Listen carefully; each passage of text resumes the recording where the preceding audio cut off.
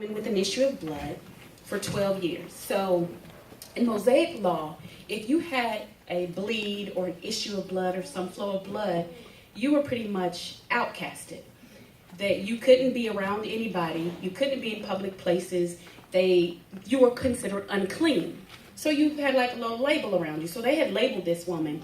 And so when you were unclean, you had to be put aside for like 7 days away from no one. Anything you touched was also considered unclean. It had to be burned or cleaned or washed. If anyone touched you, they were considered unclean as well.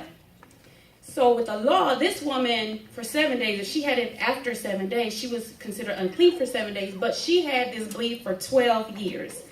That's 144 months, 4,380 days she was bleeding. So she had a situation. Now, kind of put this in today's terminology.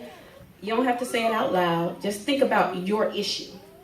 How long you've been carrying your issue. Now, y'all, she carrying hers for 12. Some of y'all been walking around for 12 years, 30 years, mad at your mama, mad at your dad, mad at this person that hurt you, holding on to these grudges, holding on to all this stuff. And you got to get to Jesus. This woman, on top of being bleeding, she had been to doctors, spent all of her money, and she broke. Spent her last drop. And she worse off. So she started out with a little bleed, but she's worse than when she started. How much stuff have you tried to get rid of your stuff? And it's still not gone. You still got your stuff. You done tried everything else but getting to Jesus. So your situation has got to be really, really bad that you haven't decided that you got to get to Jesus. That's the only way to fix your situation. How bad is your situation, your issue going to have to get? How desperate are you going to get till you finally get to Jesus? The first point is her faith believes. Faith believes.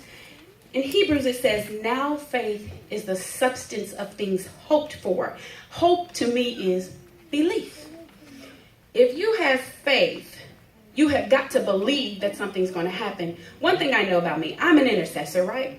So when I pray, there is no doubt in my mind that when I pray, when I am praying to God, I am expecting something to happen as soon as the prayer hits my lips. Not that I'm all that, but because I pray and I have a relationship with Jesus, I know that when I pray, as soon as it leaves my lips, the angels are already on assignment to make it happen because I believe in my prayers.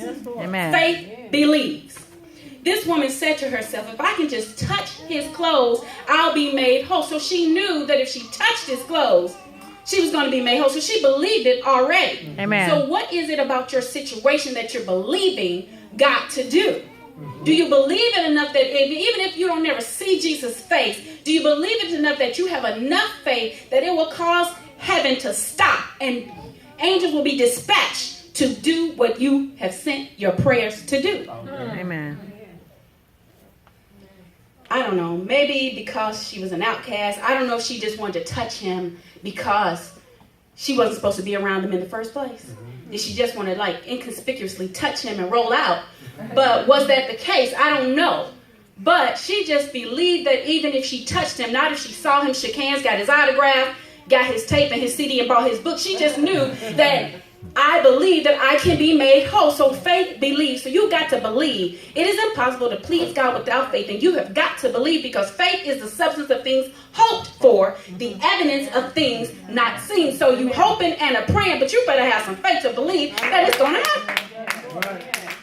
The second point, faith acts. In verse 27, she heard Jesus. She hadn't seen him yet. So before Jesus got to this point, he was in his ministry and things were happening. He had healed the leper, the man with the withered hand. He had turned water into wine in Cana. He had the leper. He had cast the legions into the pit. He had done all this stuff and she had heard about it. So she was like, when Jesus come through, I'm going to be there. Y'all know when Beyonce come, y'all be like, yeah, I'm going to go stand in line for 5 hours and get my tickets. When they have those Black Friday sales, you be at Walmart tinted up because you just heard about the sale.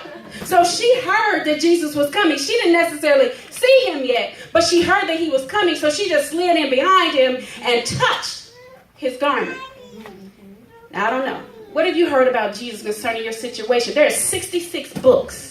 God is always talking. And if you are sitting in here today with a situation, I would admonish you to go through this book. Look what Jesus has said concerning your situation. If you need healing, there's an answer in this book. Amen. If you need deliverance, there's an answer in this book. Amen. If you need financial breakthrough, there's an answer in this book. If you need breakthrough, period, there's an answer in this book. Yes, amen. So faith is an action word. It says now faith, not then faith. What faith was, now faith is. Not faith is going to be. Not faith is was. Not faith in the past. Now faith is an action word. It's happening in the present. Now faith. Amen. Your faith has got to act. You got to believe and you got to act. Your faith has got to act. Amen. The third point. Faith interrupts. So we find this story. Jesus was on his way to do something else. You ever be getting ready to do something else, somebody call your name? Yeah. That's so aggravating to me. I can't stand for somebody to stop me when I'm doing something because my mind, I have my ADD, so I'm always tunnel vision. I'm always thinking about it. If somebody stops me and interrupts what I'm doing, it aggravates me. It gets on my nerves. But Jesus was on his way to do something else.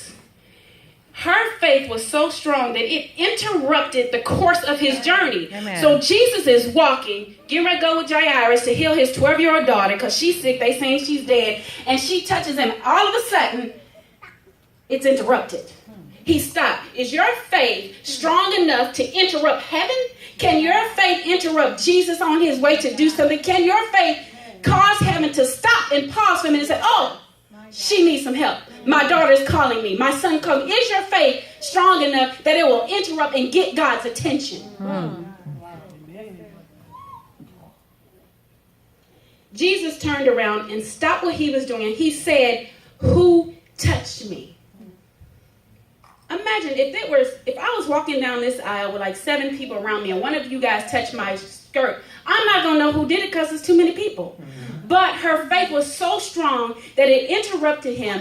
Power left his body. That's like dunamis power. She touched him and all of his virtue came out of him.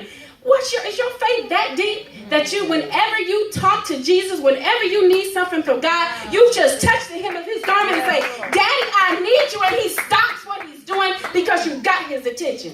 If it's not, there's some stuff in the way.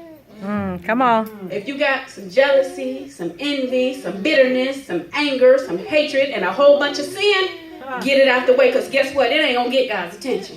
He ain't, like I say, I'm an intercessor, and I know when I pray, I expect God to do something. But if I had a little stinky day, ain't no way I'm going to go through God because I ain't fit for service, and God can't hear nothing I'm saying. Yes, Lord. So if he can't hear me, he sure can't hear you if you got the same kind of stuff. So clear your little plate off. Get that stuff out of the way so that God can get your attention, so God can see, oh, okay, she living right, she trying to do right. I can answer her. Her faith interrupted him. Fourth point, faith speaks. In verse 33, she fell at Jesus' feet and told him everything. She spoke and said, because faith, again, is an action word. You got to do something with faith. You just can't have faith and just be chilling and be quiet about your faith. Again, it's an action word. Now faith. She was like, look, I got a situation. I am sick. I've been bleeding. I'm an outcast. People talking about me. I'm spent all my money. I'm broke, busted, and disgusted. They done run tests. They done had MRIs. I done paid deductibles. I done paid co-pays. I done went to this test and that test and the third test, and I'm worse off and I'm broke. She like, look, man, I got a situation. These people, they cast me out. They talking about me crazy. They looking at